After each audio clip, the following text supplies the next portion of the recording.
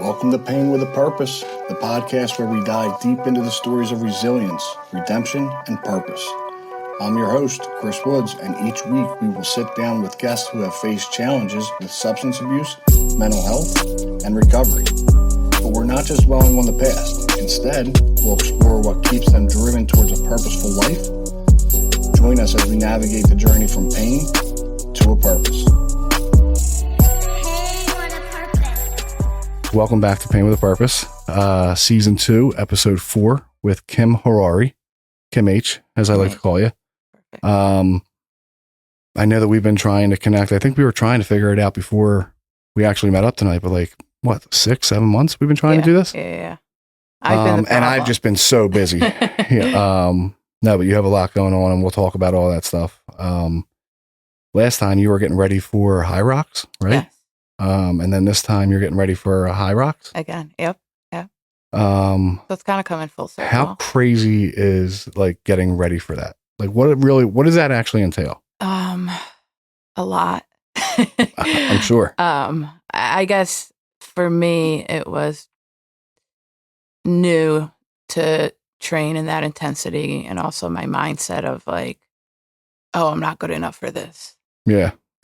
So fighting that, the first time I wanted to opt out after my second week in training. I was like, this is not for me. I'm not a runner. But it's a lot of discipline and just really, really pushing yourself. Do you have to change your diet as you're leading up to something huge like that? With the intensity of the exercise, yes. Yeah. So I got to make sure that I'm eating enough of nutrient-dense foods, sleeping enough hours of the night, in a routine, basically. Because if not, then I'm jacked up the next day. Yeah. I don't think I'll ever get to that point. I mean, you never say never, but I have no idea. So kind of to learn a little bit about you, right? You went through a bunch of stuff. I don't know how I connected with you, but I know that we aligned on some sense, and I was like, hey, you should get on the podcast. Yeah. What did it look like for you, as a child? What did your upbringing, where are you from? So I was born in Israel. Okay. My father is Swiss. Mm-hmm. So his side of the family lived in Europe. My mom's side of the family lived in Israel. And I grew up there until I was 7 years old. And then we moved to the States. Okay. So my daughters are 7. So you definitely remember a good amount of a little bit of your life over there. Yes, absolutely. Okay. Do you go over there and visit every once in a while? I try to go at least once a year. Okay. Depending on work and all that type of stuff. Yeah. But yeah, it's a very special place. Yeah. For me. It's a holy place. Yeah. Sacred place. All right. So you came over here at 7. And then where did you always stay in Philadelphia, or where were you? So we moved to North Jersey. Okay. We moved to a little town right outside New York City, and stayed there, learned how to speak English first and second. So this is I didn't know that. Okay. So this is your second language? It is my second language. Hebrew was my first. So I felt very different, obviously, in school. And the red hair was not a cool thing back then either. Yeah. So I always had this complex of I'm different, or not in a cool, unique way, but in a weird, uncomfortable, insecure way. Yeah. And then I moved to another town in 3rd grade after my parents got a divorce. Okay. Which was pretty close too. And I stayed there throughout grade school and high school. And then high school is when things kind of shifted. Went in a different direction. Yeah. But you didn't make it over to Philly or anything like that? Not till 2016. Okay. All right. So through high school, I know from our previous conversations, you played a good bit of competitive soccer. Yeah. Right. I did as well, although I was not a cardio guy. I just ended up being a keeper my entire life. Although my freshman and sophomore year, I was gifted enough that I did start, and I played defense, but it was not the position that I usually played. And then once my time came, I stepped in, right? But I know that like what goes into playing competitive, high school sports, and then also playing competitive club ball as well. Mhm. Like it can be a lot of pressure. Yeah. Sure. Like how has that, like, did that play a part in your life? Like when you did end up, like when things started going a different way? Yeah. So I would say soccer was like my first relationship, right? My first romance, in a way, and my first attachment as well. Because at a young age, I mean, I'm still discovering who I am, right? Like it changes all the time, and there's different versions of who we are. Um, but moving into the States, right? I couldn't speak Hebrew, but I could play soccer. So I feel like soccer kind of had a universal language, um, that made me feel a part of, or like that I was good at something. And I wasn't really good at school. I wasn't good at waking up on time. I wasn't good at making my bed. So the only thing that like my parents, or at the time, what I felt like they would talk highly of me, related to soccer. Yeah. So there wasn't a lot of pressure in grade school, but then in high school, as I discovered that I'm better and went on a club team and we travel for different showcases, on a collegiate level or to get recruited, that's when the pressure started increasing. And with that came anxiety. Not to mention, your standard dysfunctional family stuff, or schmutz, as I like to call it. Yeah. I don't think any family's normal, right? No, absolutely not. Some may be worse than others. But like we all interpret it our own way. Yeah. So yeah, I mean the easiest way to say it, right, is like normal's what is it, the setting on the drying machine or something like that? Yeah. Like it's normal's not really a thing. But yeah, chaos was my normal. Right. Exactly. And I grew up in a loving house.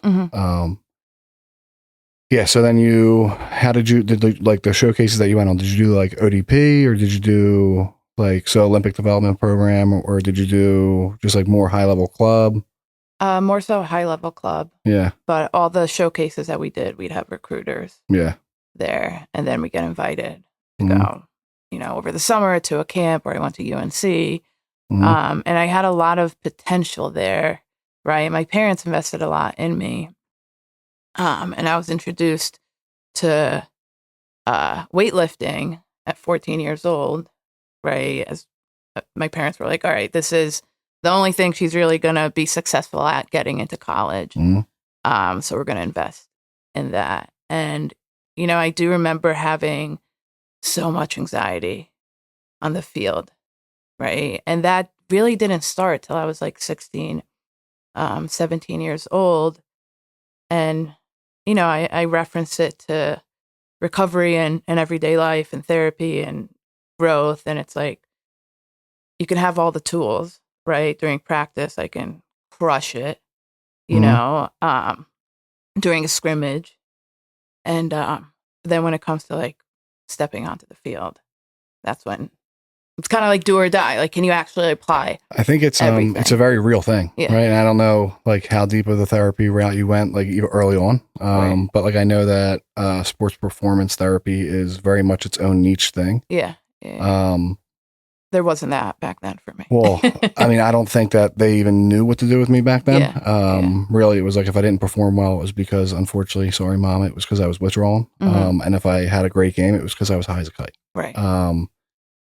And like that doesn't make sense, right? Because like especially with what I struggled with a little bit of what I know you struggled with, like you're not supposed to like be able to perform like that on like copious amounts of opiates. Absolutely. But like that's where I was just getting well at that point. Yeah. So when did it start to like turn? Because like the anxiety is a real thing, especially in the field. Did you start using in high school, or like did you know you had a problem in high school, or was it much later? So it was, in high school. So I remember having my first drink, and it was New Year's, and I was still learning English, and I was like 7 years old, and my parents gave me like a sip of champagne, or, a little kitty cup of champagne, and I just remember it was, can I curse? fucking great, you know? Yeah. And that was it. And then when I go to Switzerland to visit my cousins, they'd sneak like a little bit of wine or whatever, right? Nothing crazy. But when I was playing high school soccer, I had this complex and identity of like, I'm a soccer player. So I remember sitting in biology class and I had this kid next to me and he's like, hey, we're going to smoke weed after school. You should join us. And I was like offended that he would ask me in a way of like a little bit entitled, you know, like, don't you know, I'm going to go play in college type of thing. You know, and obviously that turned into a whole thing and he didn't go to rehab. I did. But with all that being said, I went through an injury playing soccer. I had injuries before and I knew they mentally, you know, fucked me up for lack of a better term. And this injury was pretty bad and it got to the point where I needed surgery, right? And I was 16 years old and I got prescribed oxys, you know, which is an opioid. And at the time they didn't tell us this is addictive or this is dangerous. They were just like, you know, take 2 every 4 hours and you'll feel better. And that's when that all really started going downhill for me. Was it your knee? Ankle. Okay. Yeah. So I said it once before on a podcast. I don't think my mom listens to all my podcasts. I mean, like that's a whole supportive woman in my life. Like for 10 years straight, every month on the 28th, she shoots me a text, right? Like, hey, you know, so glad you're still doing. But I say all that just because I went through a whole knee surgery. I faked an injury. Right? Okay. Went through a whole knee surgery. I was never injured. Oh, wow. Okay. Got my meniscus shaved down at Novacare. Okay. Rothman Institute. Okay. They came out, they were like, yeah, we shaved it. It was like slightly severed. I'm like, okay. Just so I could get a prescription.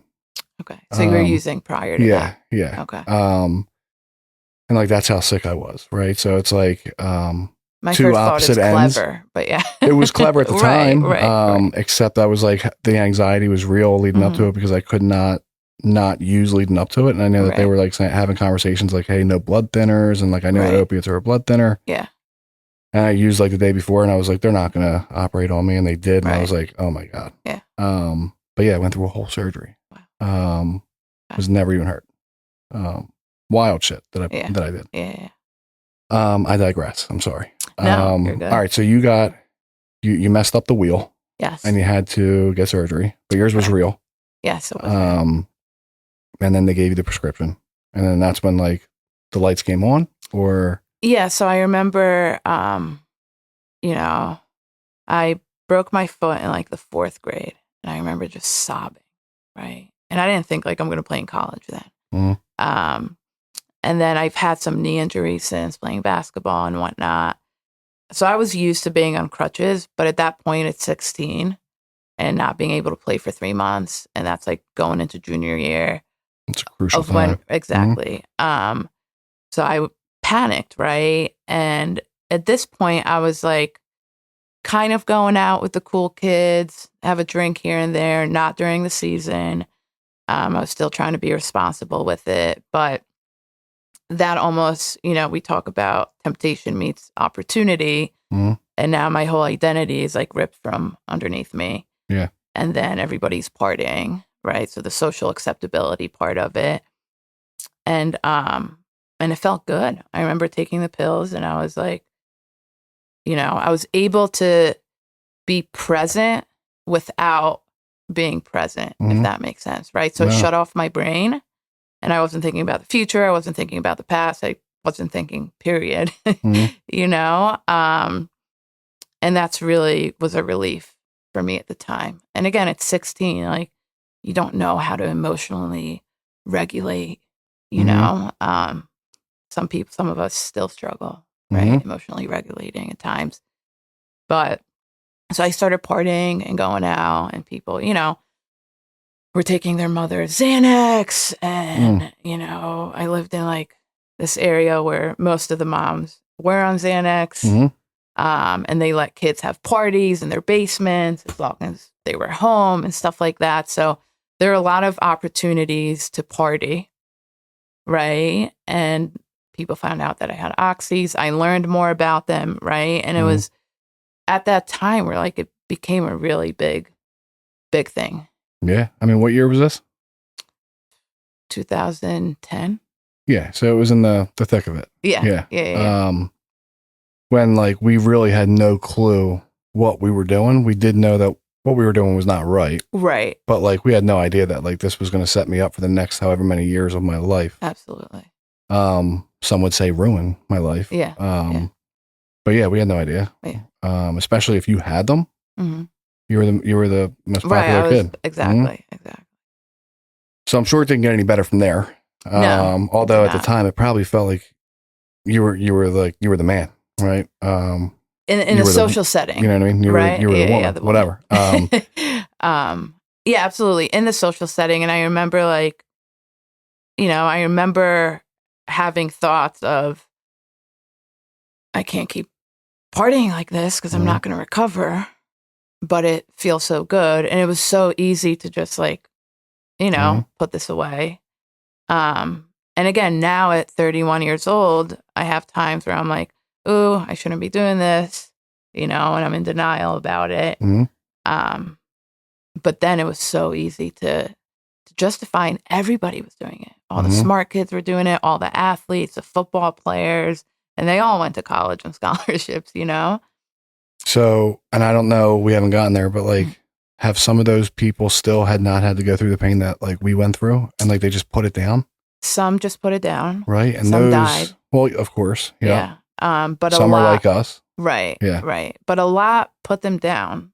And I don't know what their life looks like today, per se. I know some friends, but I'm not one to judge, right? Like it could be really good. It could be there's still a struggle. It doesn't matter. But like that thought of like, I grew up with people that like I started using with, I grew up with people that put it down, and I'm like, maybe I can. And like, I suffered for a long time thinking that like I could get out of rehab every single time and be like, I'll just drink. Yeah. Right. Or I'll just smoke tree, or granted, like you in high school, like I didn't smoke weed. Like I was like, I'm not like that. You know what I mean? Stayed sick for a long time. Yeah. Yeah, it's weird. So I don't know why we went through or why we continue to identify that I have it. I don't question it. Right. And I don't understand why they don't, but it is what it is. Yeah. No, absolutely. And again, like, I used to sit and think about that a lot and be like, it's not fair that they got out of it. They went to college. They have, great careers. And this was before I had a business and all that, right? In my early mid-20s. And again, I wouldn't trade my life right now for what it could have been. I don't know what it could have been. If I went to college, it would have probably been a lot worse. Even though I did think, okay, I'll stop the pills when I'm in college because I'm going to be playing soccer, and I'll still, drink here and there. But I just wanted to get out of my environment. I thought it was an issue with my family. I thought it was an issue with my mother, who, is my best friend now, but who worked all the time and wasn't around, and the divorce and all those things. I completely placed blame on that. And I was like, once I'm out of here, I'm not going to need to do all this. I'll do it because I'm enjoying it. I'm not going to do it because I'm depressed. And I even like convinced my therapist at the time, and she brought my parents in, and they're like, you really need to treat her better. You fed her a whole narrative. Absolutely. Yep. And I believed it. Well, it's our perception, right? Without getting like too deep, because like we just don't have time for it. Right. Like if you would have asked me before I got sober, right, or even like really early in the 12 steps, I would have told you that like my mom was a bitch, right? Like my grandmom was like miserable. My grandfather was a piece of, and like whatever. I would have came up with this whole thing. Absolutely. And that's not the truth at all. Like my mom worked 2 jobs to put me through a good school. Yeah. We'll take a loan out. I'm pretty sure we'll take a loan out every single year just to make sure that she didn't have to make a monthly payment on school. Right. And then pay it off on the back end. Yeah. But it's our perception. Absolutely. Which can be skewed today too. Absolutely. All right. So to speed it up a little bit. Yes. At some point you got clean. Yes. But we won't get all the way there just yet. Okay. Because I know that you had made some attempts prior to like this bout. Yeah. What like what, like, okay, so walk me through. I'm sure you didn't just do like perk fives your entire, you know what I mean? Although some people burn their life to the ground absolutely. like that. Without getting too much into it, like what really happened, and then like what brought you to maybe not like what sits in front of me today, but essentially like started to like set that path up for what sits in front of me. Yeah. Right. So in high school, you know, the perks became Oxy 80s and those, you know, Roxys and Xanax and all those things, right? And cocaine and whatever really I could get my hands on at that point, you know, and I dabbled with heroin, but nothing crazy. And I ended up in treatment at 17 years old, senior year of high school. Okay.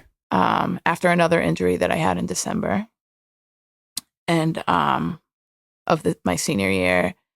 And then, you know, I went to treatment. I stayed there for 4 months. I turned 18. They took me to a halfway house in like middle of nowhere, New Jersey. And I stayed clean for 4.5 years. Okay. Yeah.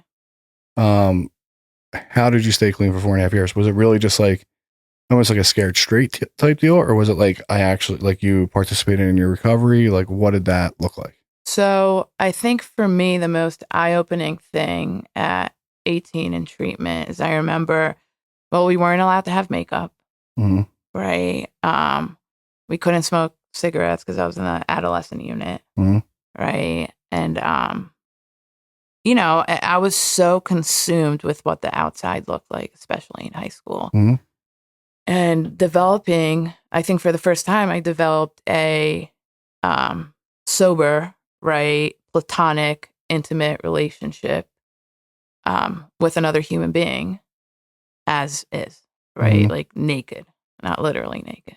You know, my roommate see me naked, but you know what I mean, right? Yeah. I could, and that felt really good and foreign. It's almost like your first genuine like relationship, connection. You know what I mean? Like connection, friendship that you had with somebody. Right. Like without judgment, right? Like I didn't have to hide what I did, you know? Or without them like wanting something from you or vice versa. Exactly. And that's at 18. So you can only get so deep and intimate on a connection level.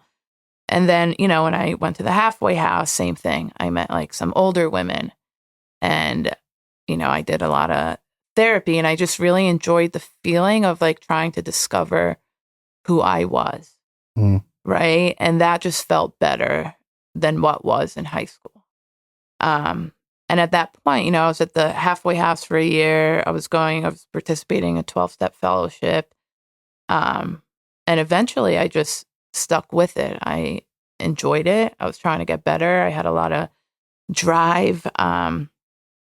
You know, my dream was to get a job at a treatment center. And I did at 22, making $15 an hour. And I thought I had arrived. That's actually a really good, right. Couldn't tell you nothing. Yeah. And, you know, my first job was at Lowe's and some deli. And I was just excited to like be independent and on my own. And then I moved to the Poconos, which was like right over the bridge from where I was in Jersey.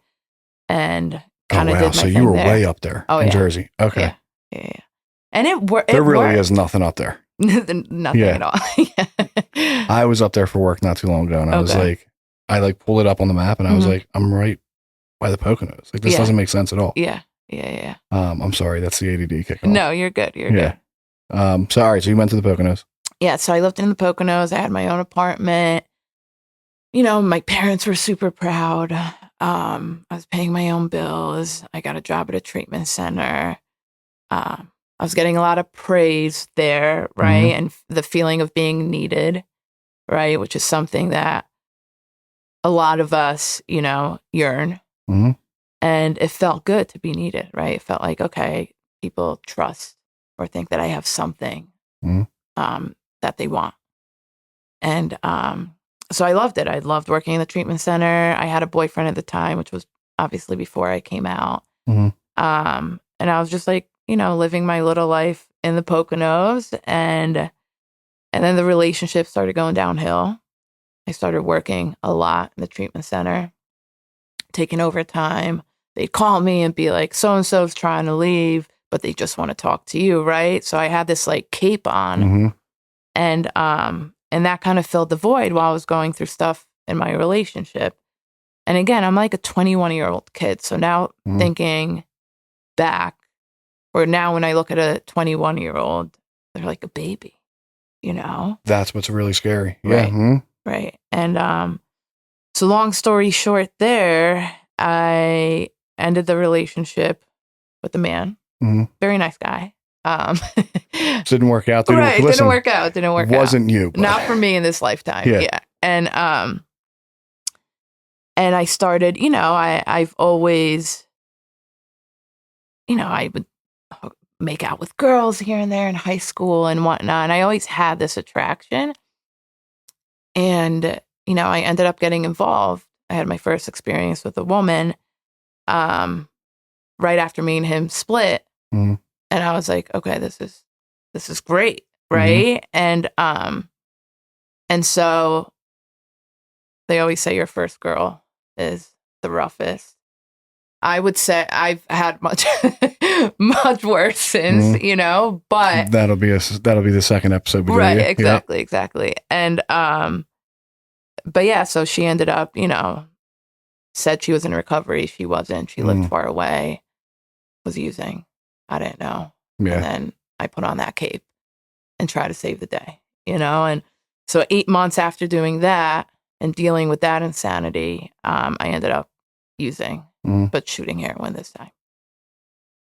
And that's back when heroin was actually heroin. Yes. So we don't have to go through that whole thing, right? But like, if anybody's listening and knows that pain, right? It kind of goes without saying. It's very unique to yourself, but it's the pain's all the same, but like it's the real deal. And then when did you actually? So you went out, you shot dope, and then when did you come back around? Like, what brought you to this point? So there's a few. And I know there's a few other pit stops I'll touch on pretty quick, but I relapsed, freaked me out. I OD'd right away. Oh, Jesus. Resigned from my job because I was like, this isn't right. Went back to meetings and did my thing, but she was still living with me, and I'm still trying to like control her habit while she's on house arrest. Yep. Yeah.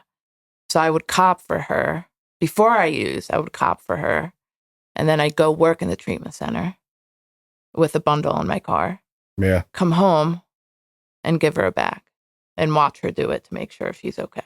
I'm not a therapist by any means. I don't know if it's codependency or unconditional love. Codependency. But like, regardless, right? Like it's like we do some wild, like when we're wrapped up in it, like we will do some wild stuff. Yeah. Because like you didn't think there was probably, you might have felt a little weird. I knew I was like going down a slippery slope, but I also, and I feel the same way today about recovery. If I could just, bottle it up, right? Put a nice bow on it and send it in the mail to a bunch of people who need it. And all they had to do was drink it. I would do that in a heartbeat, right? Some people don't get the opportunity that we do or have the resources that we did to gain access to get what we have and get what we got. Yeah. So for me, I was always very into like helping people. And there's a huge genuine aspect to that, but there was also the aspect where it was like filling a void of being needed. Yeah. Right. So after I relapsed, within a month, I ended up in jail with her after going to visit her. So that was a little interesting story there. That's probably a good one. It is a good one. Yeah. So, I mean, talk about like burning your life to the ground quick. Right. Yeah.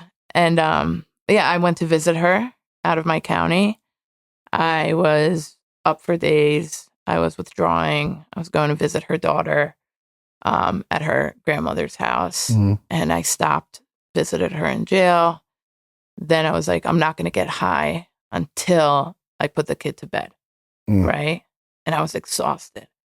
So driving to her mom's house, which was like 20 minutes away from the jail, I was falling asleep just from being tired. I wasn't like under the influence at all at that point. And I got pulled over in that county.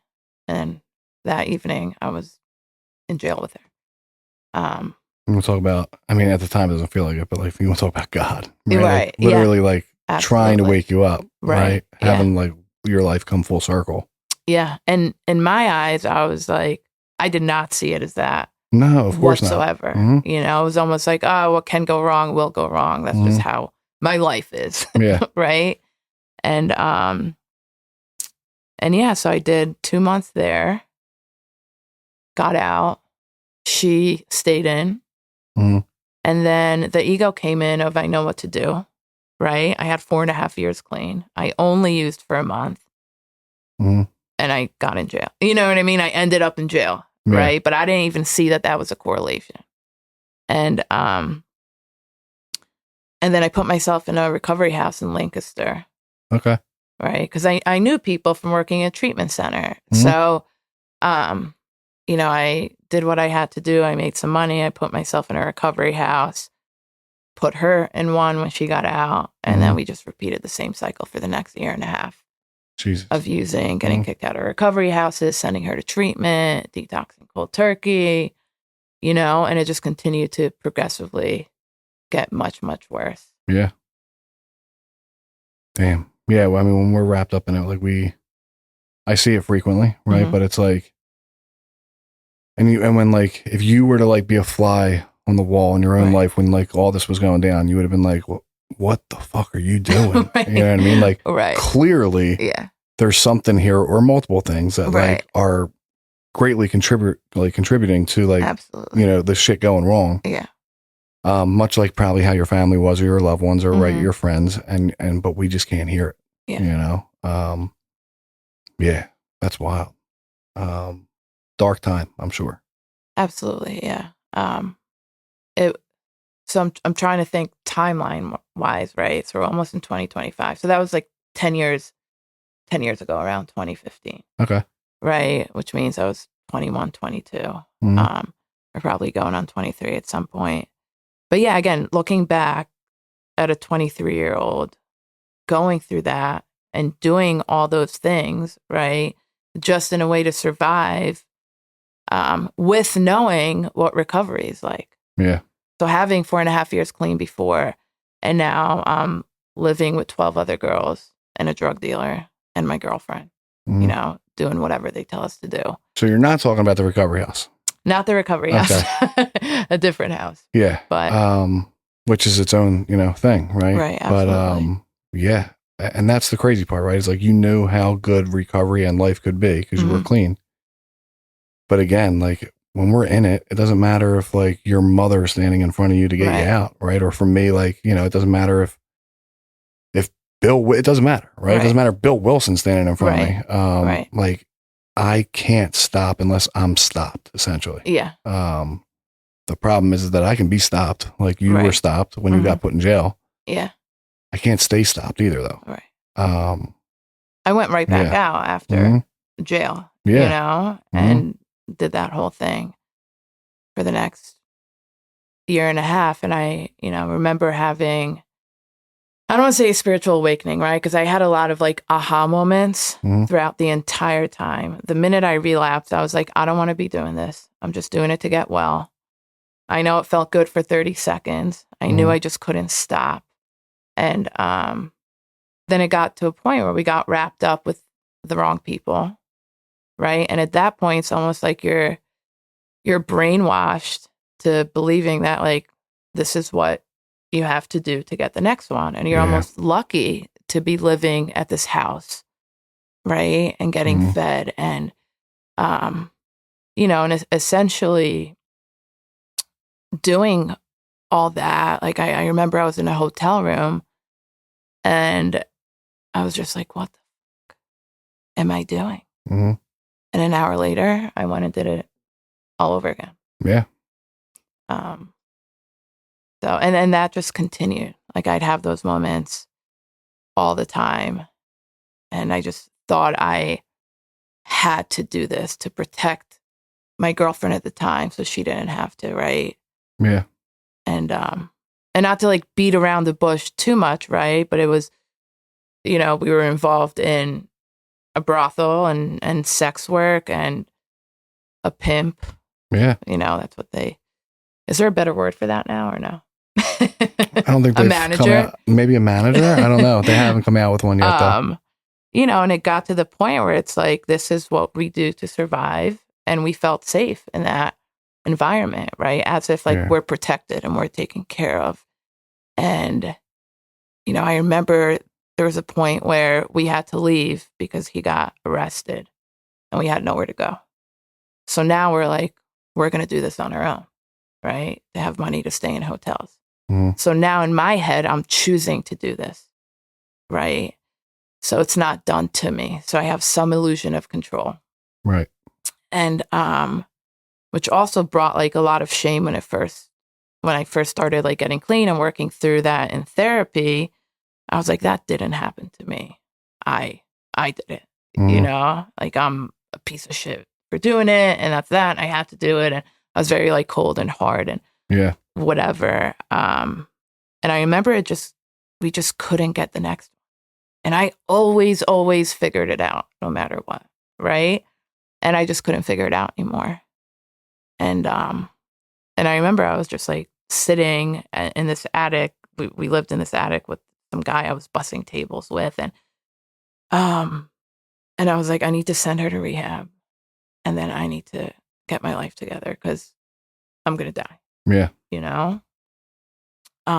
So I ended up getting in trouble with the cops a little bit. Kind of got a slap on the wrist there. Send her to treatment, and the day I sent her to treatment, I went to treatment, and then got shipped off to Philly. Yeah. So you went to treatment down here?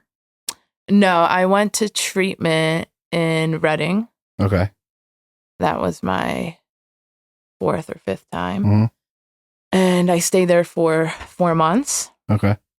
And then, right, I just remember being in detox and somebody coming in and they're like, so, you know, I was on a relapse unit for people that had years clean and relapsed. And they're like, you know, we know you're a part of a 12-step fellowship and you know the drill. And I was like, it doesn't matter. I'm still always gonna use. Like I was like, I'm just here to sleep and eat, and but I don't think I'll ever be able to stay clean. I was like, I'll put together 5 years and then I'll use again. You know, and again, something kind of changed in there, and I started having that hope again. And I went to a recovery house in West Philly in 2016. Okay. Yeah. West Philly, like on campus or like in West Philly? West Philly. Okay. Well, 39th and Spring Garden. No, that's not where it was. I don't know. Did you ever meet Chicklet by chance? I did meet Chicklet. So Chicklet and I grew up together. He was very close. He was very close to my heart. Yeah. Love his mom, love his family, the whole nine. We actually graduated from the same grade school, but he was in a recovery house at one point in West Philly. West Philly, but like on campus. Okay. And like he, you know, there's a whole story behind that. Right. That's why I know that there was like a house down there. Yeah. Yeah, Chicklet was the best. He was. Yeah. Very good kid. All right, so you went to a recovery house, and then the hope continued to kind of get brighter. Yeah, and at that point, you know, I was so terrified of going back to, you know, being homeless or living with a drug dealer or having to, you know, engage in sex work, or I just did not want that anymore, especially because once I was in treatment and started feeling my emotions again, the trauma behind that was so overwhelming, right? Like I wasn't experiencing it during because I was just numbing myself. Yeah. And the moment I started actually having like intimate connections with other human beings and feeling that type of intimacy, all the other shit kind of kicked up. And I was like, this is brutal. Yeah, this is like what I just went through and what I just did for the last 2 years is fucked up. I can't. Right. Yeah. And I'm terrified. So I went to West Philly and I was like, I'm doing whatever people tell me to do, you know, with probably still wanting to kind of do something my way. But I was like 98% locked in. If he told me to do a backflip, I was going to learn how to do a backflip if that meant I was going to stay clean. And then, so to fast forward a little bit, right? Just because I know a little bit after like the first time we talked, right? I know you stayed clean for a number of years. Right. And then fell off, right? Yes. For lack of better terms. Mm-hmm. And then got back on, fell off again, got back on. How many times? So it doesn't really matter. Right. Because like the whole message behind that, and it's mine as well, is like, if I'm not doing what I need to do for myself, whether that be 12 steps, whether that be like a recovery meeting, whether that be therapy, whether that be like doing something every day to like put me in a better place than I was the day before. Mm-hmm. I am a very firm believer that like I have this 24-hour reprieve, if you will. Yeah. And it doesn't have to look to a T, like how I originally got sober, right? Mm-hmm. Like I found my safe place, if you will, right? And where I kind of, try to get better each day. Yeah. But essentially, if I'm not doing that, like my story is very much like yours. Mm-hmm. Like I will fall off, and eventually I'll do what I do. Yeah. But in the midst of all that, when you got clean, whether it be that time or whenever this like most recent times was, I think I connected with you via Instagram. Yes. Because like I don't really know how. Like when I first started this thing, I didn't know what I was doing. Right. So I just started searching on Instagram. I don't know if it was like recovery or hashtag recovery fitness or like hashtag recovery whatever, but like I came across your page, and then there was like a write-up, not like a bad write-up, but like a good write-up, about like your story, and it was on your page, I think, and it was like something about like the Fitler Club and like recovery, right? And that's when I was like, I gotta connect with this girl. So like, how did all that happen? Because I'm sure you didn't just go to the gym one time. Right. And next thing you know, you became a very well-known trainer at the Fitler Club. So I'm trying to like find the timeline here that makes sense, but I was at the recovery house in West Philly for 3 months, moved to Fishtown, right? And at that point, I was probably 30 pounds heavier than I am, smoking a pack of Newports. Don't talk bad about Newports. They're good. A day. I might go back to them because this vape's going to kill me. But. You probably quit quicker than quitting the vape with a Newport. Probably. Yeah. But, anywho, so, and there was this guy in recovery who was like, oh, I heard you used to play soccer. We go to the gym. Kind of was like, in my home group, they were scooping me under their wing. And I was like, I'm not going to the fucking gym. I'm like 6 months off heroin. And I knew like it's going to fuck me up because I used to love being active, right? And moving my body. And I didn't know the reason behind it. It was because it's like such a great source of like moving stuck energy. And there's endorphins and all these other hormones that come into play. I just knew it made me feel good, right? And so I went to the gym once. I did like a 10-minute thing with him. And I said, fuck this. And I went upstairs. It was Retro Fitness on 17th and Spring Garden. And I sat on the corner and chain smoked Newports until he was done. Right. And then we went back the next day and the next day. I kept smoking, but I started like feeling better. Right. Kind of like the longer you as stay I'm ripping clean. This thing while you're saying. Right. It's fine. I'm about to pop this in and we're going to cut that part out. Yeah. And that's how I started like getting back into just a more active and healthy lifestyle, right? In the interim, I was working at this graphic design warehouse, right, in North Philly, in the hood. And, like the vinyl you wrap cars with. Yeah. So I was the girl who peels the vinyl off the car. I wasn't you doing didn't even have the good job. No, I didn't have the good job, right? And I was making like $11 an hour cash. And, but I was just so happy to like, I had food stamps at the time, but just have some cash in my money and show up to work and go to the gym. I was just like, I'm doing this thing. And, it's funny how happy you are with like less in certain points in your time, right? Or in your life rather. So I would have a blowtorch and these huge like green drop. Do you know the green drop trucks? Yeah. And I would just stand on a scaffolding with a blowtorch.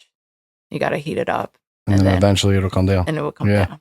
Right. And I would tape boxes. I would put them in boxes and whatnot. So I did that for like a year. Mm-hmm. And then I went to the gym and there was a job opening and somebody was like, oh, you look like, you've been a trainer, you have good form. We're hiring. And I was like, I'm good. Mm-hmm. And my friend was like, just take the job. And I was like, I don't have a certification. And they're like, there's a really cheap one. Just try it. Right. So in my head, I'm like, all right, I'm not going to study. I'm just going to take the test. It's $99. If I pass, then I'll audition for the job. So I didn't study. I passed, auditioned for the job, got the job. And that was the beginning of, my fitness journey into, starting my own business eventually. But so as I put together Clean Time, through that, I worked at City Fitness. Mm-hmm. Then I got recruited by the Fitler Club. And while I was at the Fitler Club, I decided to share on social media that I'm in recovery. I never really at that level exposed that. I was an open book if somebody asked me, but I didn't share it with the world. And then that got some, feedback and an article with Philly Mag. And then people started reaching out to hear more about my story, right? And from the Fitler Club, I went to Rumble Boxing, mm-hmm. right? And then the pandemic hit. Mm-hmm. You want me to keep going or you got a question? I mean, you're on a roll now. Okay, I'll keep going. Because the build up real, because you just ended, it was, I don't know if that was a period or a comma, but both. But it's only because I know, right? Because we spoke. Right.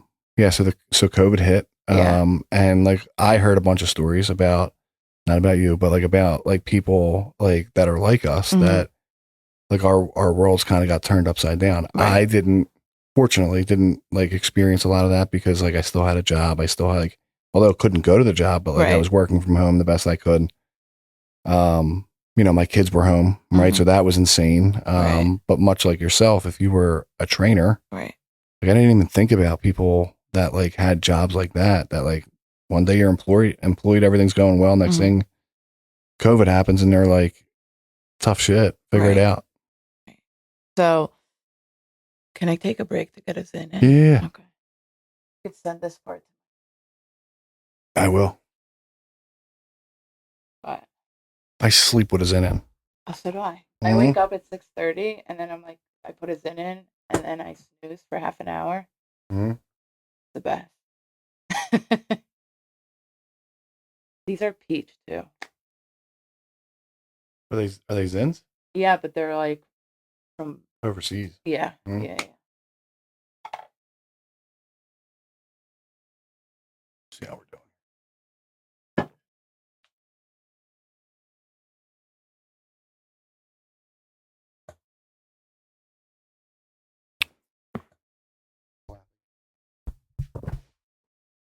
Yeah. All right, so it's not like we just took a Zen break. No. But yeah, so the COVID hit, and essentially your life got flipped upside down overnight. Right. Not overnight. After you figured out that we weren't going back to work in 2 weeks. Right. So right before COVID, right, there was this job, Rumble Boxing, mm-hmm. and I remember I took a class, my friend's class in New York City, and I fell in love with the experience and the feeling that I had during and after class, right? And in the back of my mind, I was like, I'm going to work here. Never boxed before in my life, right?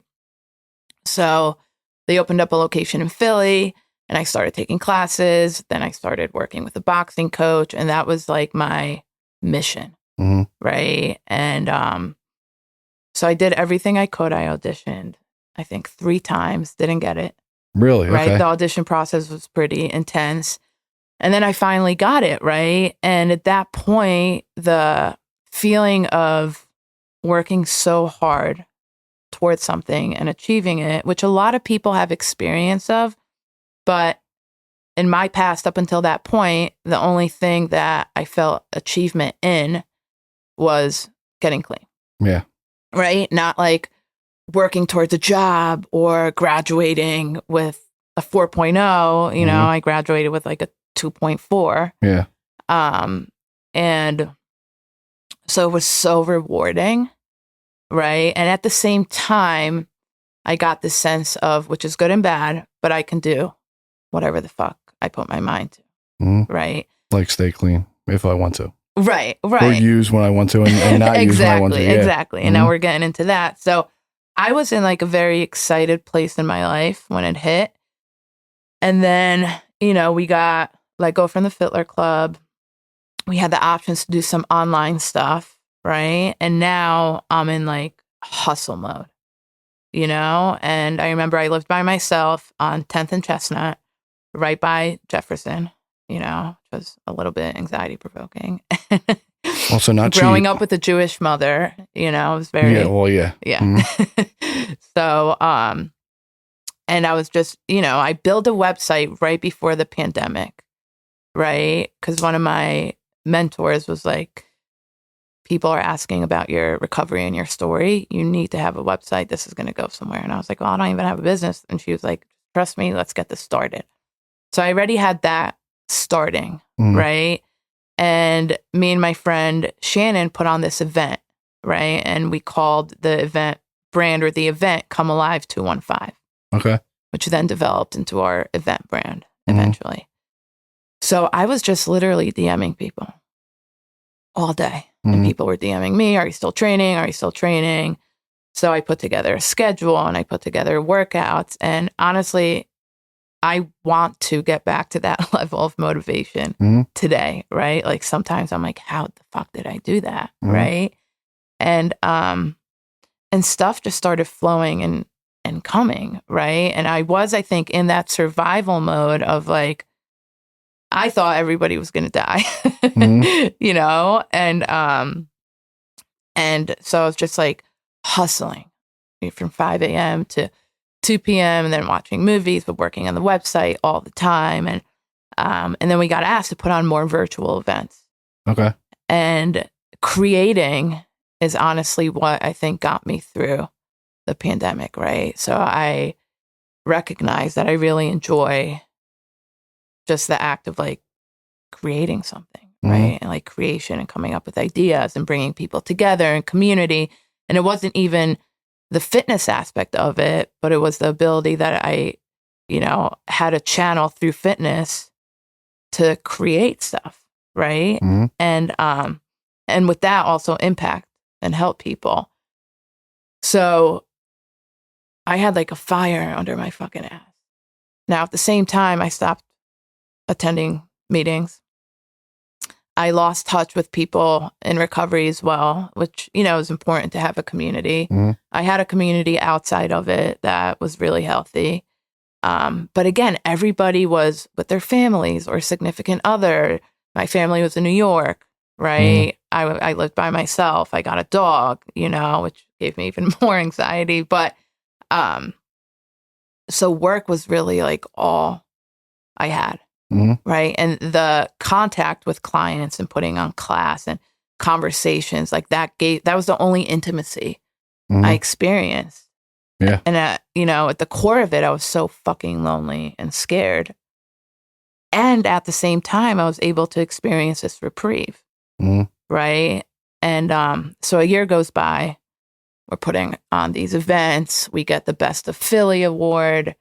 During the pandemic, right? I started a business, and my ego, I think, got a little big. Also, in a way of like being proud of myself, but like, look at what I can do. And all these, people in recovery were like, not talking shit, but they're like, she's not coming around, she's not going to meetings, she's going to use, and I'm like, I'm actually thriving in life. That. Mixed in with like us not talking to like our support network, essentially whoever our day-to-day people are in recovery. Right. Yeah. Like our ego is going to get inflated. Right. It's like our baseline. Absolutely. And then like the pride takes over and you're like, no, I'm actually doing much better than all of you. Right. Yeah. And I think since I've been 17, all I've known is recovery and raging drug addiction, right? Like no in between. And for people that aren't in recovery, what we have to do is on a daily basis, like take inventory over motives and behaviors and intentions and how we treat people, right? So we're in a constant state of reflection, which is a lot sometimes and overwhelming as well. but I know it's necessary to stay clean, you know, and for us, it's like our lives are on the line, right? Mm-hmm. So I was so far removed from that because I was so focused in business and giving, and I wasn't really interacting with people where I had to think of my intent. My intention was to pay my rent and make money and not lose my mind completely during the pandemic, right? And not get COVID. That was but it. But not so much like being transparent the way that we used to be, right? Exactly. So like or being like vulnerable. The opportunity to do that, right? And there were for people that were continuously going to meetings and in contact, but I just was either in a complete state of anxiety or in a complete state of creating and creation, right? Did you almost like find yourself, like hindsight's 2020, like when you were doing all of that, right? And you were coaching a ton of people, right? Like during COVID, whether it be virtual or in person, right? But like maybe some of those people were also in recovery, but did you have this thought of like, well, I got to put on this persona of like being strong and things of that nature to not feel, or not to like let them know that I'm struggling or whatever the case may be? So I don't think I felt that per se. Like I think I was pretty open even with talking to friends and how are you doing? And I'm like, I'm a complete mess, but then I'm totally fine as well at the same time. So it was like this weird duality of two complete opposites, right?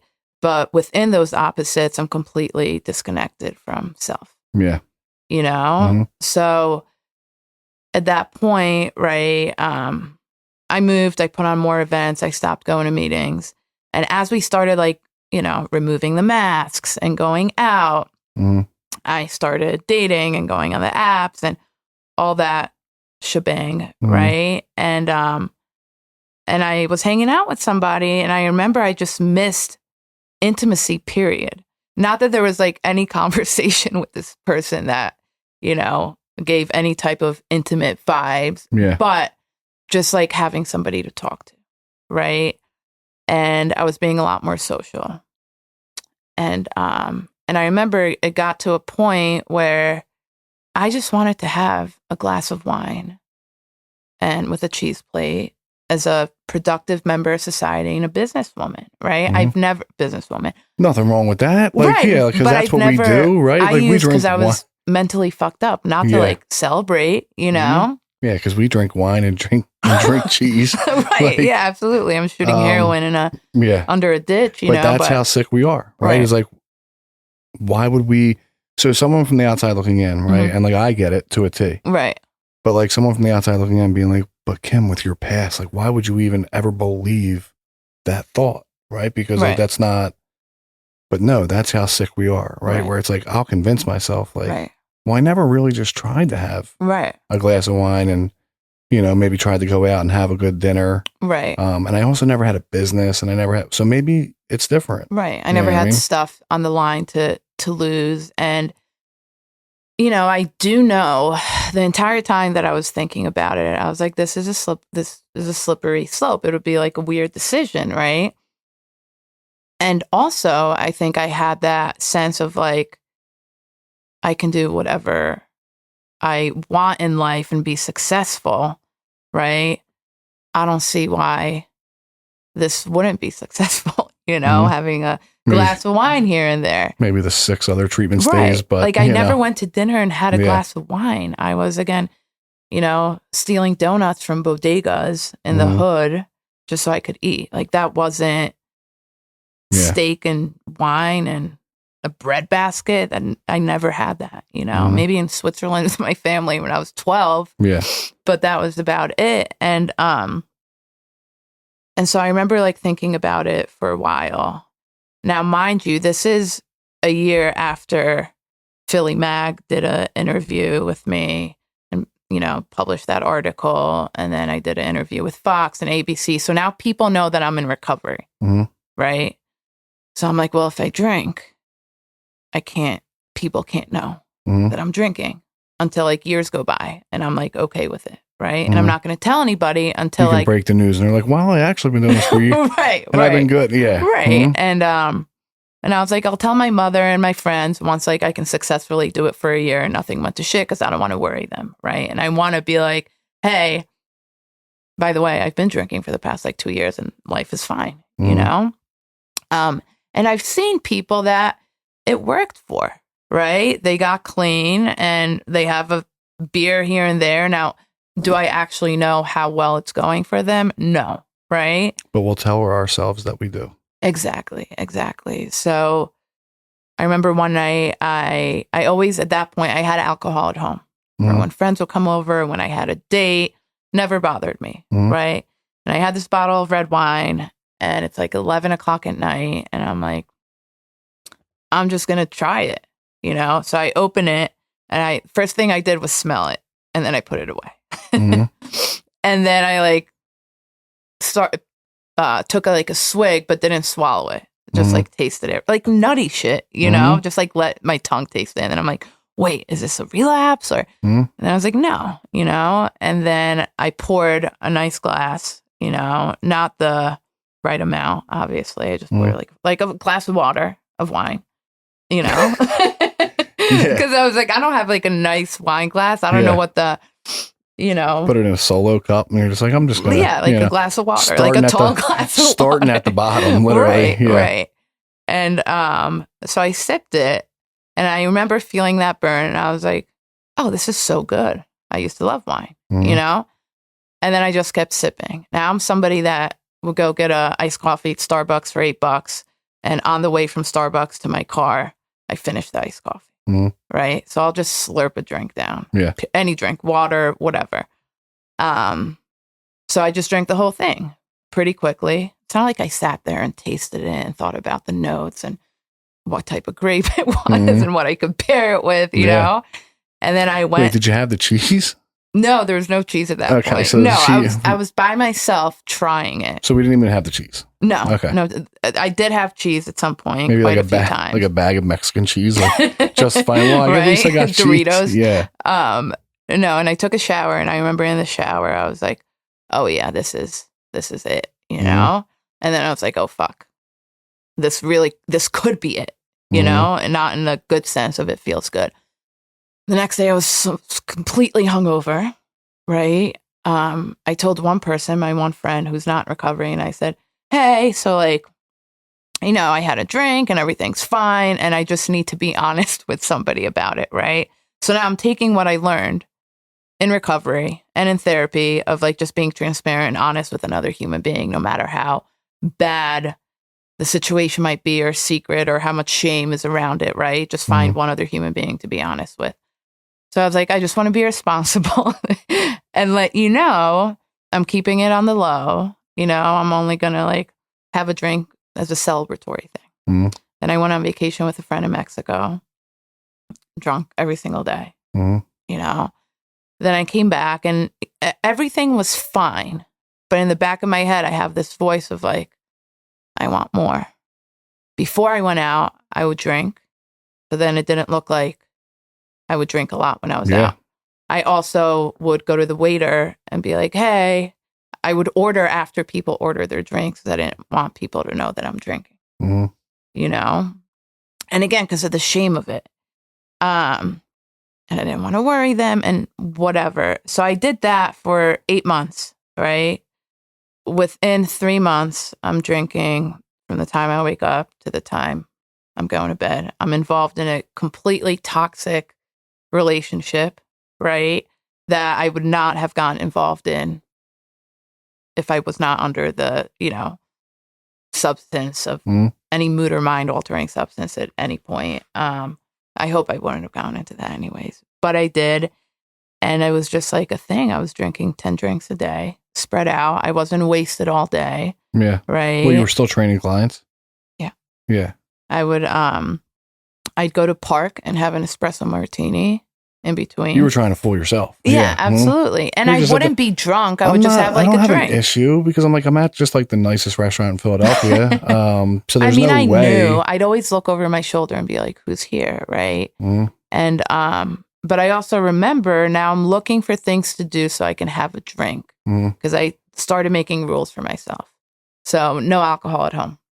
I'm not going to drink at home. I'm only going to drink when I'm out with friends. Right. And it's so normalized, just have a glass of wine every night of the week. I mean, a lot of people do it. It is very normal. Especially after the pandemic, right? It was just a thing. So I'm like, all right, all these people are doing it and they're fine. I would have 2 and I don't want to be too hungover. And I remember I was like, ooh, I'm teaching class tomorrow. I'm not going to drink, right? And all those rules kind of just went out the window. Yeah. And I remember clearly I called my one friend. I was like, let's go get dinner. Let's go to salsa night or let's do this. And he's like, Kim, it's Tuesday. Just stay at home. And I was like, no, let's just grab a quick drink. Right. So then I started going by myself. But I went to like dive bars. So I wouldn't run into people in Philly. Sure. Yeah. Because I would run into a lot of people in the city from being, involved in fitness and whatnot. And I remember one day I drove to the liquor store and I was like, I'm just not going to buy any alcohol for a week. And I still went there every single day. And I was driving back to my apartment and I was just like, I'm fucked, right? In my head. I was just like, I can't stop, And, so again, I reached out to some other friends that knew about it and I was like, all right, just like keep me accountable or, and they try and they're like, shouldn't you like be calling your sponsor or maybe going to those meetings or trying to stop? And it just got to the point where I couldn't stop and I had to get honest. And, some things happened that really were a huge, huge wake up call for me. And I ended up in the hospital. And since then, I've been sober, right? And I may have not, been homeless from it, but now I'm like somebody that has a business, is well known in the fitness community, has a dog, has a really nice apartment. There's a pool and like a gym and a community there in Old City, right? I have a nice car, like everything looks nice. And the second I'm home, I'm drinking. The second I wake up, I'm having wine. 3 hours later, in between clients, if I had a 2-hour break, I'd have one drink, right? But by the end of the day, it's 10 drinks, And I remember telling my therapist, and I was like, am I going to withdraw if I try to stop? She's like, well, let's count. When was the last time we didn't have a drink? And I couldn't remember, And I was like, probably months. And so after I had that awakening and ended up in the hospital, I went to a meeting and I've been clean since. And for the record, right? Like you would have probably been much worse off if you weren't as active in your fitness, like in your lifestyle, right? Oh, absolutely. Because absolutely. What's actually even more scary is that like we're not terminally unique, right? So like the life that you were living right before you landed in the hospital, like especially with that persona, right? Of like being an Old City or being in Rittenhouse, like think about how many people are actually still currently living that life, but just because it's wine or alcohol, they think that it's okay.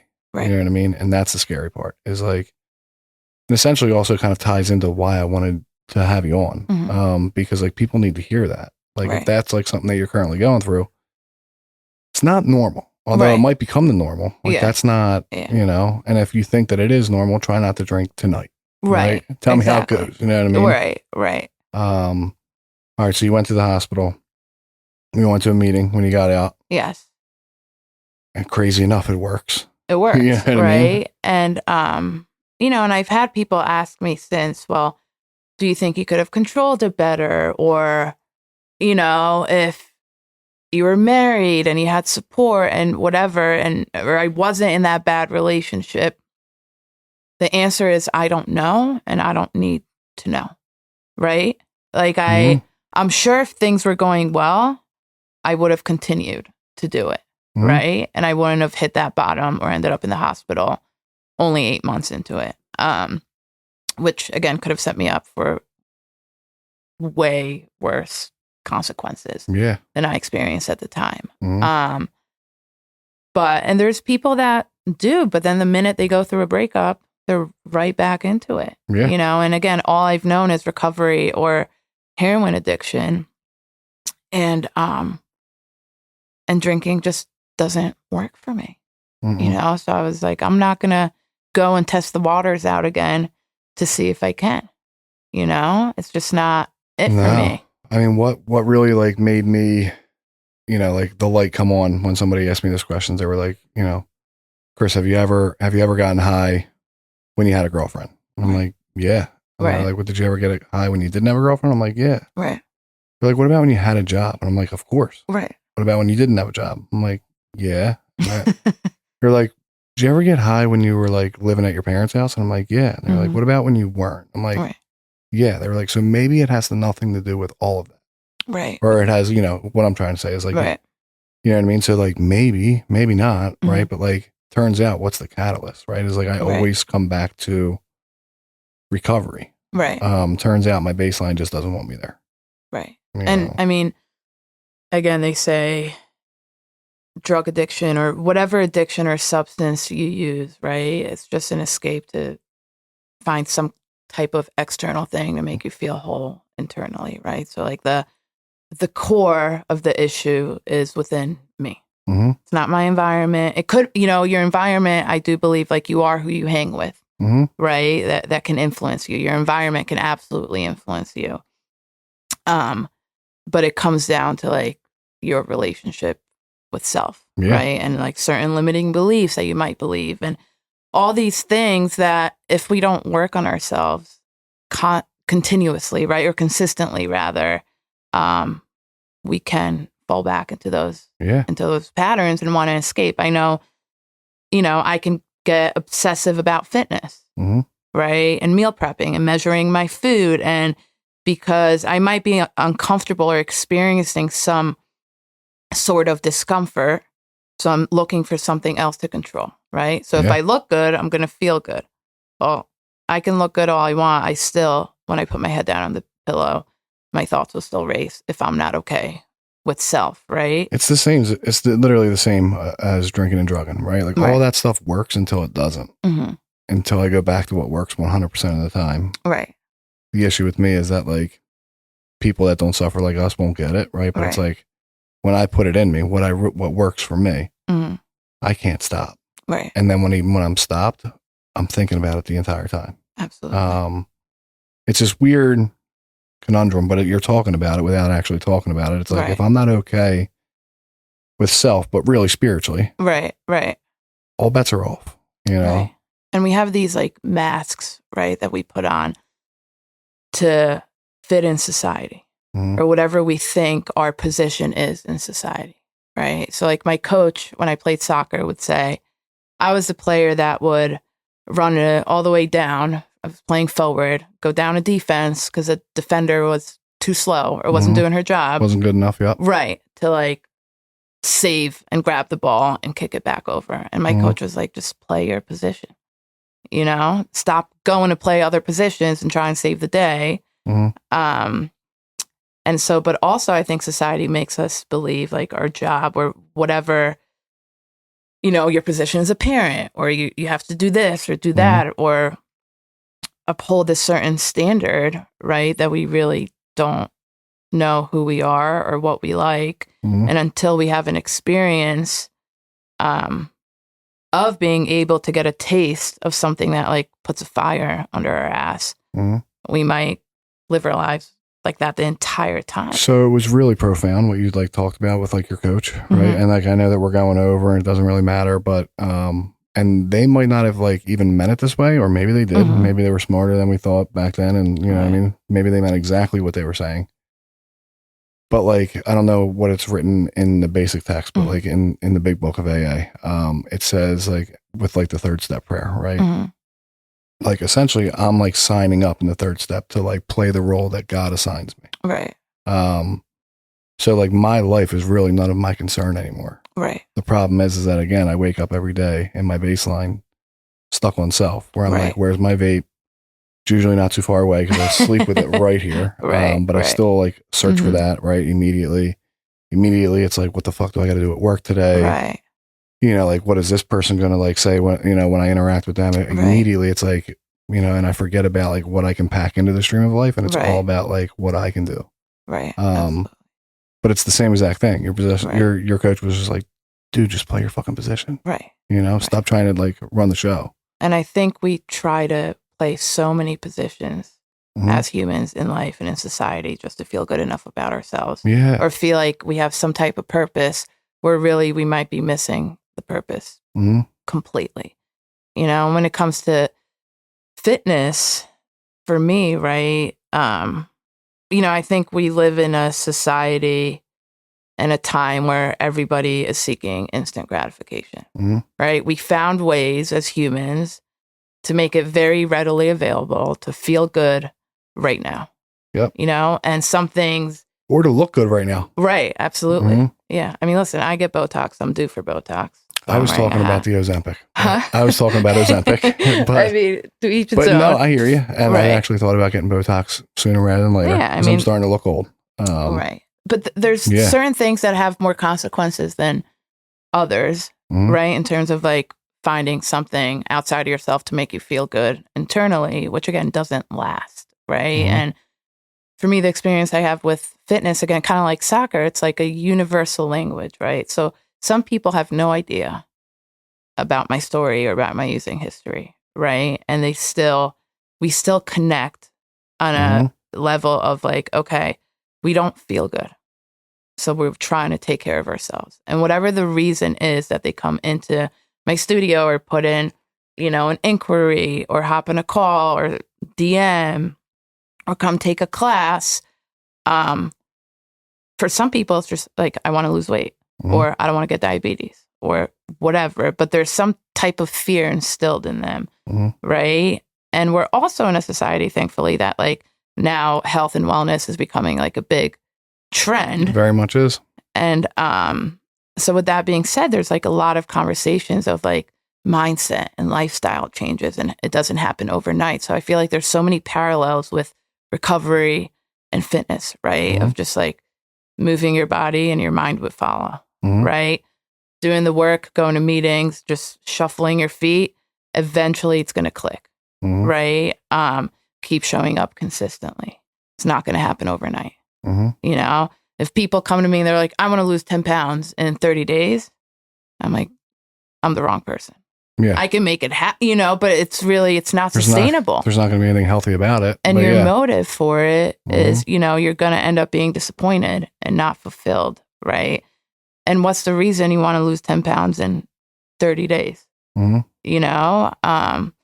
again, if people want to look good, I support that. Come to me. You're going to get way more than the aesthetic that you're shooting for. And I think people also discover that once they do achieve a certain aesthetic, they stay because it feels good, right?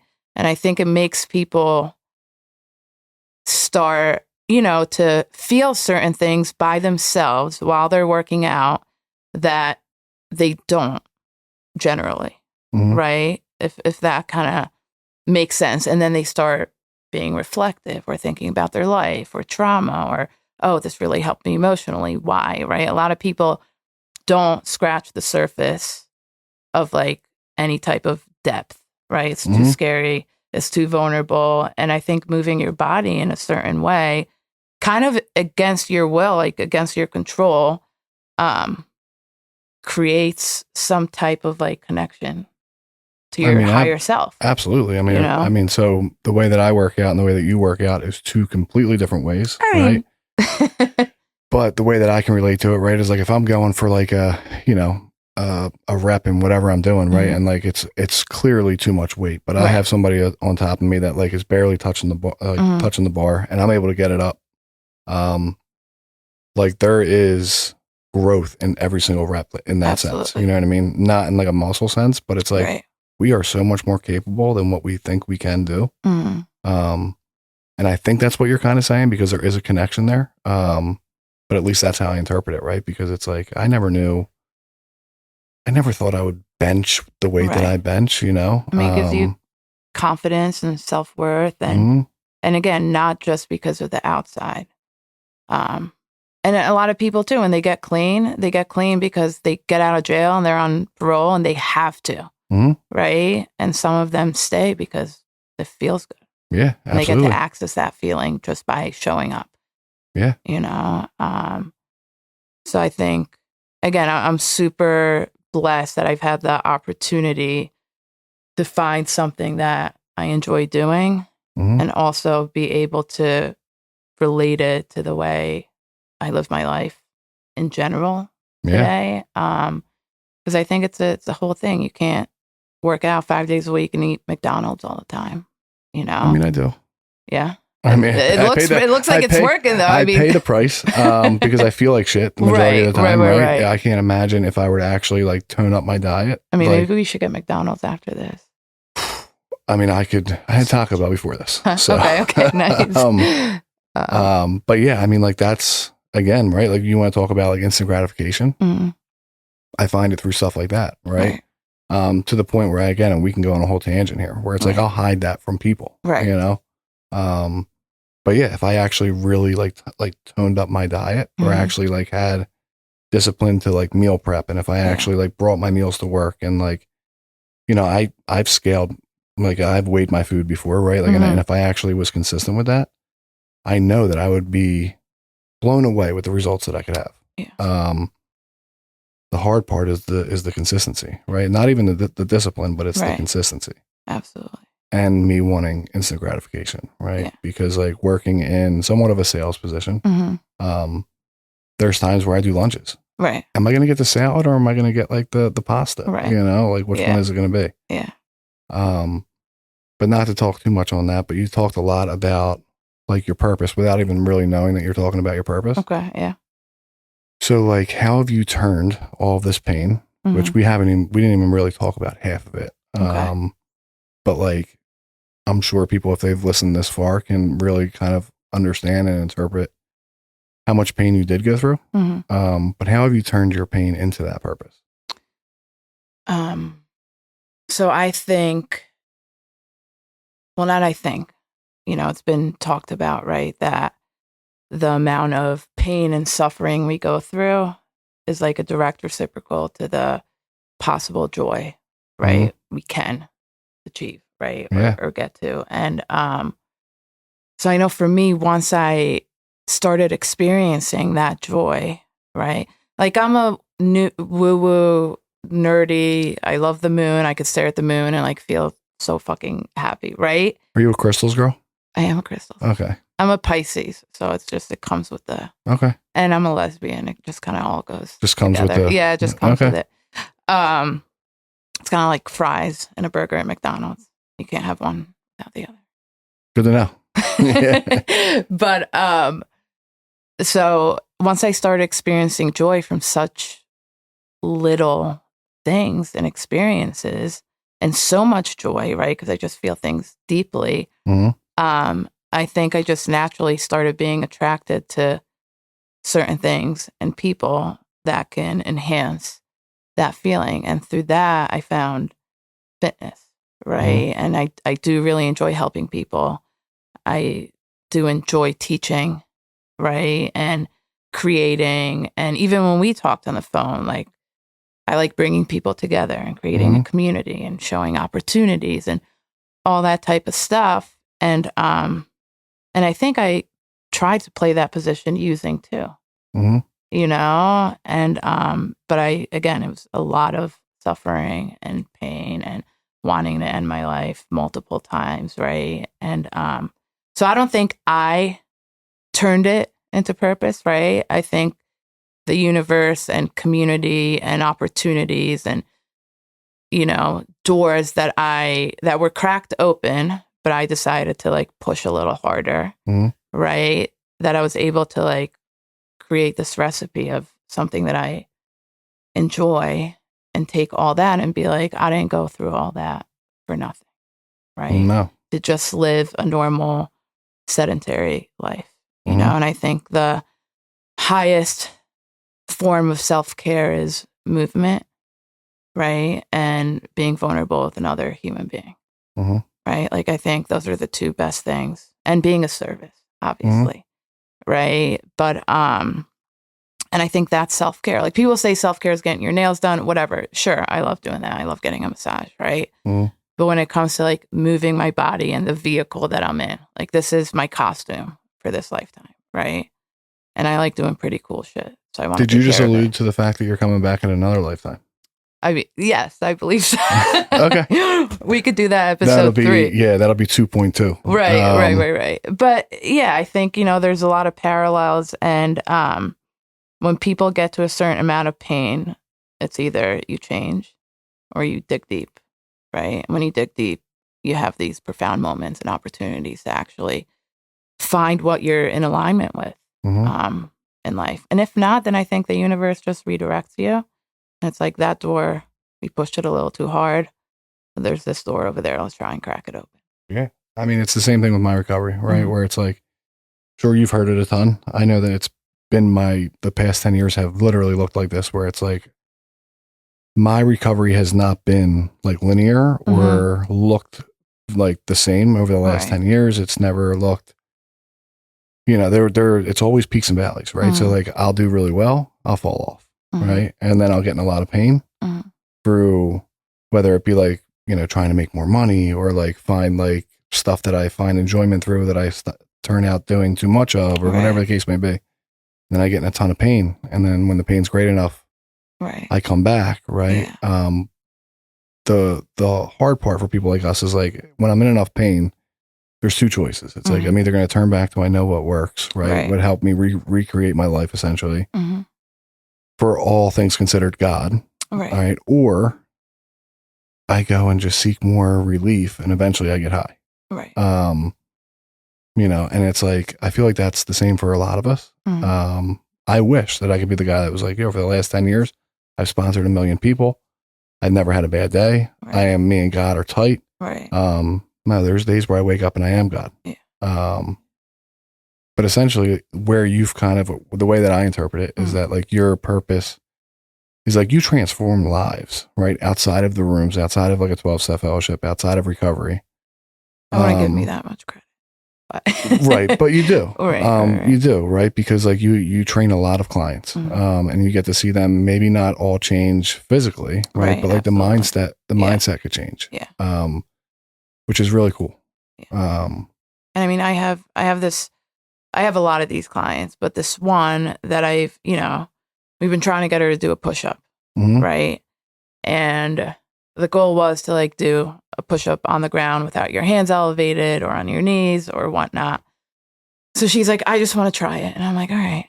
And she tried it. And the excitement that I got, and I'm like, okay, if she can get better. Sometimes I think I'm different and I'm just never going to get better at running ever. Right. And she just did a push-up, and she could barely bend her elbows, 3 months ago. Yeah. So that, I mean, they helped me just as much as I helped them, but I have had periods of time in recovery where I think I've actually been in more pain than I was using. Oh my God. Yeah. And especially the past, I would say like in 2021, 2022, around there. I was really forced to just feel. Nothing worked. Going on Bumble or Hinge or going on dates or watching Netflix or eating burgers. Like I literally had a toolbox of, okay, this is what can make me feel good temporarily. It's not going to last, but the consequences aren't too high, right? And I'd pull out of that toolbox and I tried. Like, what are we going to do today? I'm like, all right, we're not going to go on Bumble this week, right? But let me binge watch Netflix, and nothing worked.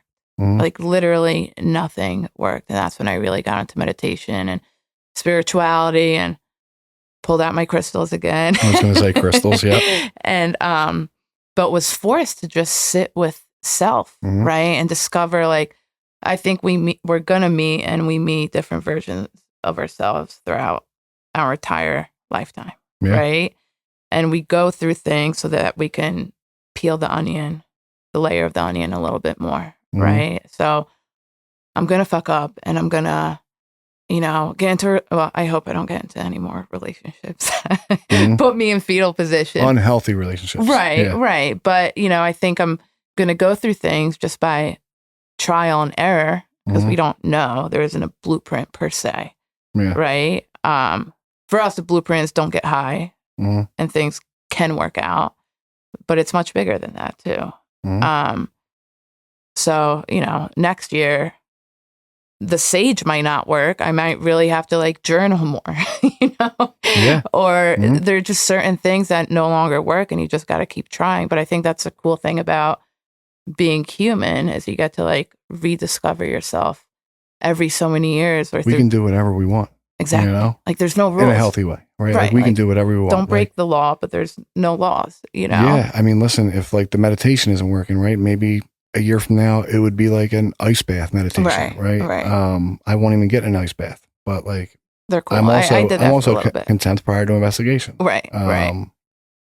So is there anything else you want to say before we shut it down? Because I feel like the type of people that we are, we could run out the battery. We could absolutely. Which it's all great stuff. Right. And my hope is that there's more to come in the coming weeks, months, whatever it may be, without alluding to too much. You know, but is there anything else you want to do? Anything you want to plug? Anything you want to shout out? I don't know. I just, you know, I do like to talk about and say, you know, yes, we're in recovery and we've been through a lot, but that doesn't take away from other human beings that are not in recovery and have not been through a lot, right? Like we're no different. We just, you know, our path was a little bit different, you know, or we took a detour. And I think that fitness can, you know, just taking care of self in any shape, way, or form is necessary, not just for recovering addicts, right? And I hope that, you know, what you do with all these podcasts too can reach people and that people that are not in recovery also listen, right? Like it literally can apply to everybody. Our story is just a little different. Like sugar is sugar. You might like cheesecake. I like chocolate and cheesecake. But you know what I mean? Like everybody has their shit, right? But at the end of the day, it's like all the same. We're just trying to figure out who the fuck we are a day at a time, you know? And just pack a little bit good into the world. Yeah, right, with a lot of shit that's going on, right? Like just like if I can do a little bit good, then I did my job. Absolutely. I don't need to save everybody, right? No. But if I can be a listening ear for somebody, right, and maybe even just like walk life with them, rock out, let's do it. Yeah. So with that, I fucking forgot to do it again. I do it every single time I do a fucking podcast a week. I forget to do my own plugs. Okay, go ahead. So, whatever. Like us on Instagram, at Pain W Purpose, YouTube, Pain with a Purpose Podcast, and on an app on Spotify, Pain with a Purpose Podcast. Smash that like button, the whole nine. I don't know. Maybe I should just pre-record it. You should. That's what I should do, right? Yeah. If I was smart enough, I would have came up with that weeks ago. You should just put a little. So I do that too. Post it. Don't forget to. Yeah. Because I got to get people engaging more. But like, we'll figure that out. So anything else before we shut it down? Thank you for having me. You know, I was going to keep asking until you said thank you. I was going to keep asking until you said thank you. I'm just kidding. No, seriously, it's. I'm glad we connected. I know we've had good conversations prior to this, and we will after this as well. And again, like if anybody is, I'm an open book, right? Like my DMs are open. Right. My information's out there. My email's out there. You know, I think, again, just finding one person to tell or to ask for help is the most important thing.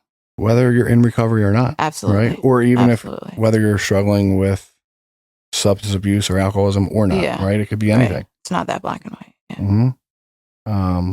All right, cool. I think that's it. That's all she wrote. So with that, we'll see you guys next week. Thanks for listening.